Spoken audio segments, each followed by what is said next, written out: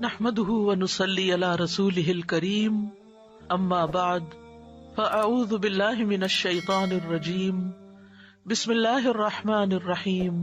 30 میں بھی پڑھتے ہیں کہ نبی صلی اللہ علیہ وسلم نے فرمایا جو شخص 10 بار قل هو اللہ احد پڑھتا ہے اس کے لیے جنت میں ایک محل بن جاتا ہے۔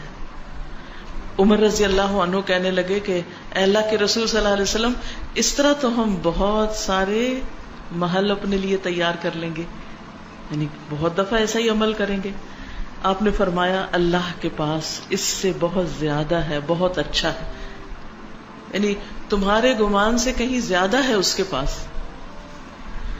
اور پھر آپ دیکھیے کہ ایک اور شخص کے بارے میں آتا ہے کہ وہ ایک بار ساری رات اسی سورت کی تلاوت کرتے رہے، اسی کی تکرار، اسی کی تکرار، اسی کی تکرار، قل هو اللہ احد اللہ الصمد لم یلد ولم یولد ولم یکن لہ کفوا احد۔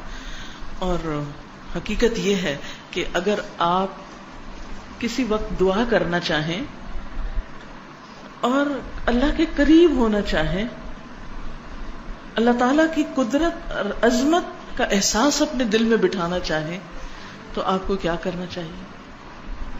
بغیر گنے کئی بار قل هو اللہ احد۔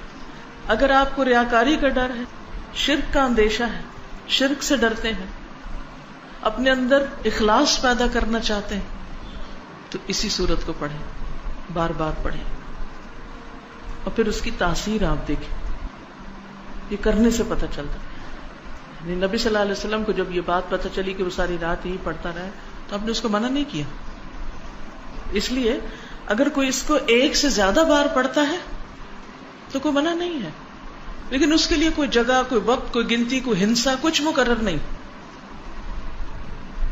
کیونکہ ایک ہی آیت کا یا ایک سورت کا بار بار پڑھنا انسان کے اندر اس کا فہم زیادہ کرتا ہے، اس کے اندر غور و فکر اور تدبر زیادہ ہو جاتا ہے۔ تدبر کے لیے تکرار چاہیے ہوتی، بار بار پڑھو۔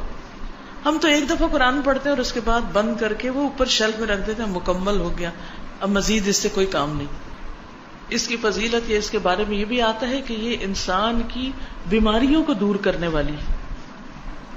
اب بیماریوں کو کیسے دور کرنے والی؟ سب سے بڑی بیماری اور علت کیا ہے؟ شرک۔ سارے غم ہی شرک کی وجہ سے آتے ہیں، ساری مصیبتیں شرک کی وجہ سے آتی ہیں، اللہ سبحانہ وتعالیٰ کی ناراضگی شرک کی وجہ سے آتی، چاہے شرک اکبر ہو چاہے شرک اصغر ہو۔ شرک اکبر تو بتوں کو پوجنا، اور شرک اصغر کیا؟ ریاکاری کرنا، دکھاوے کے کام کرنا، اپنے نیک کاموں پہ فخر کرنا، لوگوں کو بتانا کہ میں کیسا کیسا نیک ہوں۔ تو اس کا علاج کیا ہے کہ انسان قل هو اللہ احد پڑھے۔